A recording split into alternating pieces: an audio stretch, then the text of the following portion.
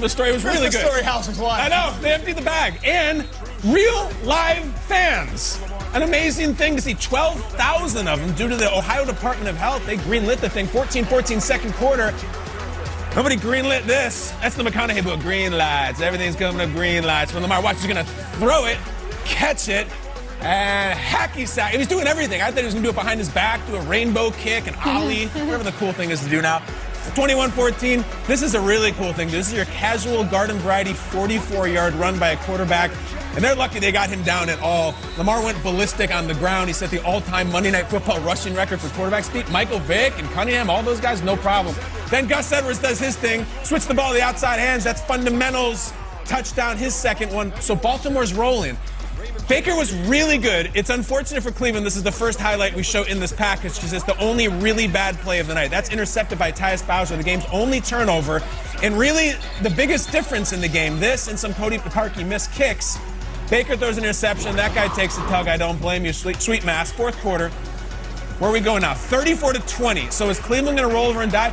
Not this team. Not the Stefanski Browns. We got Hollywood. It's the first of two Hollywood receivers who will be pictured in this highlight package. I love the guy coming out of the locker room. Yes, he's got to get out of the way, get out of the way, get out of the way, get out of the way. So he's got cramps. That's what Twitter thought differently, but it's cramps. He's trying to write a Hollywood ending, but so is Baker. Down 6, Cleveland. They're going up, and he does his own version of chucking it. He doesn't catch it, though. The fans are going nuts. John Harbaugh's, are we going to lose this thing? I got Trace McSorley, and I remember RG3 is hurt and tweeting memes about Lamar Jackson, and Trace McSorley on a 3rd and 2 goes down, covered up by Myles Garrett. So out comes Lamar as Trace is banged up, grabbing his knee. Give me my helmet. I got a 4th down. We got to go in now. 4th and 5. He hasn't played in, I don't know, 20, 30 minutes? And he's got a 4th and 5 down 1. All he does is this. Yo, got you. I said there were 2 Hollywoods. There's another one. He goes to his diminutive yet very fast #1 wide receiver, and the Ravens are up. This game was drunk. It was awesome. Stefanski and Baker, the whole new era in Cleveland, because normally this wouldn't happen. Kareem Hunt, catch, run, goes right by Marlon Humphrey, in for the touchdown. Unbelievable. They get the extra point. Cody Parkey makes it. They defibrillate Kareem Hunt. We have a 42-42 game, sports fans. Here we go, though. 1st and 10. Here we go, Jim. Lamar looking. Mark Andrews. Tick, tick, tick. Under a minute to play. Into Browns territory. Justin Tucker missed a kick last week. Blew everybody's minds. 22 seconds now. Andrews again.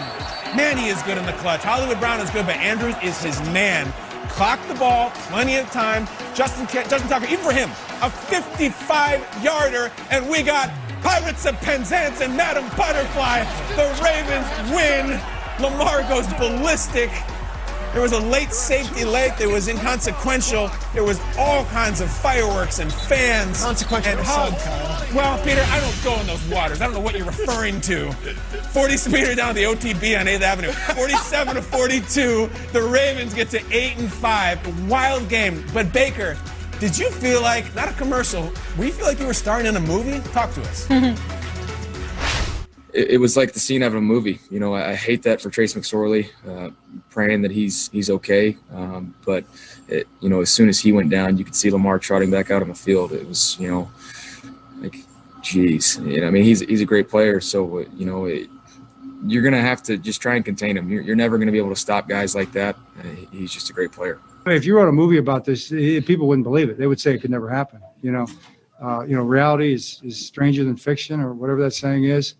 That's kind of what it is here. I mean, it's crazy.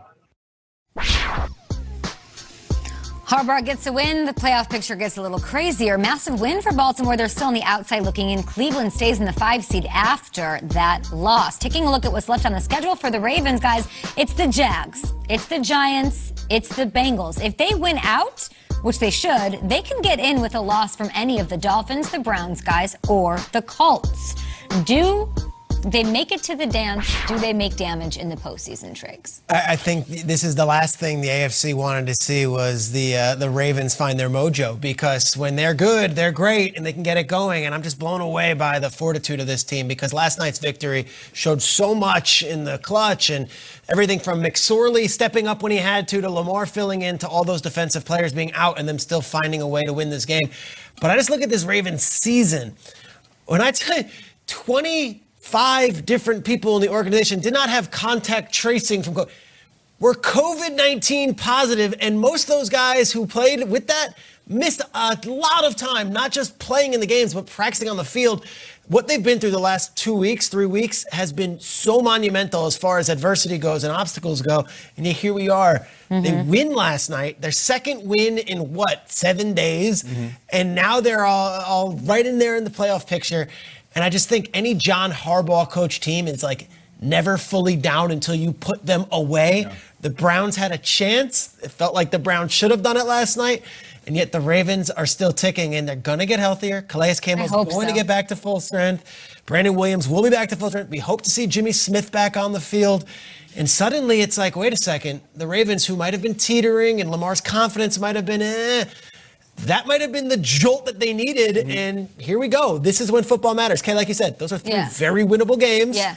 Then you get into the playoffs. I'm seeing a lot of teams that don't have the experience that the Ravens do in those big games. Hate to put you on the spot, Schrager, to make sure I have this right. Because they beat the Browns twice, they beat the Colts. That does mean that they have the head-to-head tiebreakers, right, over both of those teams? Over both of those teams. So they don't control their own path, but if they win those 3 games as winnable games, it gives them basically 99% chance to get it. And as our guy Kornacki explained on Sunday night, I'm no Kornacki. The Dolphins have a far more difficult schedule the last 3 games. So if the Dolphins lose one, the Ravens win one, the Ravens are in, Dolphins are out.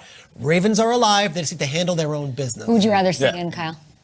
I want to see the Dolphins MVP. Or Ravens. Yeah, I want to see the MVP, and I think we're going to. Yeah, for sure. Listen, when it comes to this team, can they do damage in the playoffs? Yeah, because I feel like they're looking at the league and what has happened this year. Damage has been done to them. I know the Harbaughs like to ask, who has it better than us? I'm pretty sure if that question was asked to the Ravens, they probably raise their hand and say, well, a few teams, Coach. We've been through a lot this year. It's kind of stunk. Yeah, it's kind of stunk for the most part. But as far as the damage being done, you mentioned those guys that have been banged up and also have been put on the COVID list. Judon was on the COVID list. And the guy who had to step up last week and made his first start was Tyus Bowser. And Tyus Bowser made a big play last night. The only turnover in this game was him leaking out, acting like he was going to pressure, bring some type of heat to Baker Mayfield, and then sliding out underneath that flat and really tricking Baker Mayfield into throwing that ball. But individuals like this are going to need to step up, and they're built for this. They're built for the next man up mentality. You know, it's for the simple fact that McSorley went out there. Even though he was banged up, he was ready to rock. It just gave them a little bit of a breather for Lamar Jackson to get back on the field. So individuals like Bowser are going to have to step up. And because they have depth at different positions and guys that have really been waiting, there's a lot of teams that are going to go through adversity this month or even in January. And it's going to be the first time they dealt with it. What comes to mind is this team. Last season, when Mark Andrews and Mark Ingram went down, it's like, we don't have an answer for our best tight end and best running back. If that happens again, which we've seen, they'll be able to handle it. We know that the Ravens are built for adversity because they've already been through it. Hottest team in the AFC North. Okay, Pittsburgh's fallen over itself. They just beat Cleveland. The Ravens have played 3 games in 12 days. 2 of them were on the road. 2 of them were wins. So absolutely they can get in. But this is where I stop. Like, that game was so incredible last night. I feel like the 4 of us had the big bender where you wake up and you're not even hungover yet. Like, you're still feeling the effects even when you wake up. Like, it was that intoxicating of a game. Then you dry out and you say, all right, hold on a second. I think they can get in, yes. Are they knocking anybody off? I don't know. Obviously, Peter, the injuries will help a lot if they can come back from those. But, I mean, the defense was obviously atrocious last night.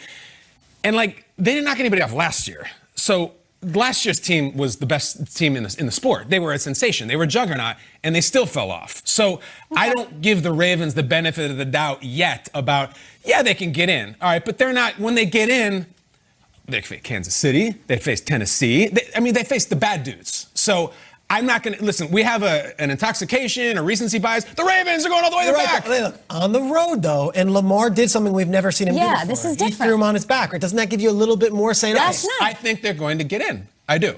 But they got in last year. Shouldn't last night change the game for you? He had his biggest game of his career. He was an MVP last year, but last night was the biggest game.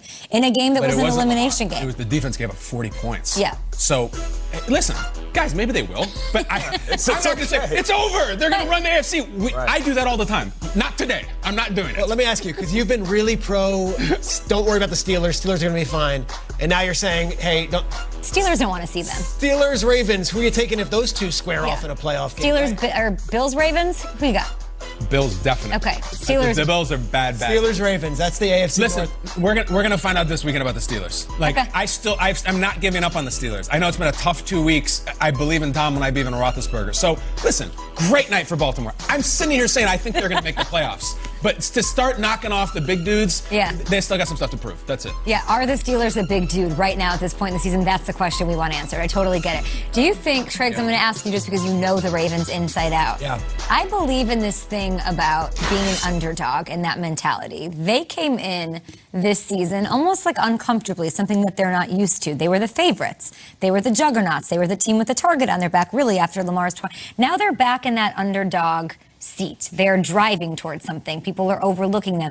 Aren't they more comfortable in that position, and isn't that going to help them? Absolutely. The year they won the Super Bowl in 2013, it was the same deal. They were the underdogs. They went and they beat Tom Brady in New England, and they beat Peyton Manning in Denver, and no one wanted to face the Ravens because there was this feeling of, oh my gosh, they just play so loose. That's what last night was. You're playing loose. Loosey. Like, we'll beat anybody, any place. They went into Cleveland, who was red hot. I know they gave up 40 points, though. If they left 15 seconds on the clock, Baker would have gone down and scored. It was just they left 2. It wasn't enough. That's your take, that if the Browns got the ball. The Browns had 3 more plays, Baker would have taken them down the field. I'm telling you, Baker was unconscious. That's what's getting lost this morning. Baker Mayfield had one of the nights of his life. And he lost, as he should have, and we should talk about Lamar. Baker and the Browns were great last night. Yep. They were, at least offensive. Hard to not root for both of those teams. I think they'll both be in. Yeah, over in the NFC, hard to not root for the Washington football team as we bring in Tom Pelissero. Tom, a few quarterbacks dealing with injuries heading into the all-important Week 15. What is the latest with Alex Smith?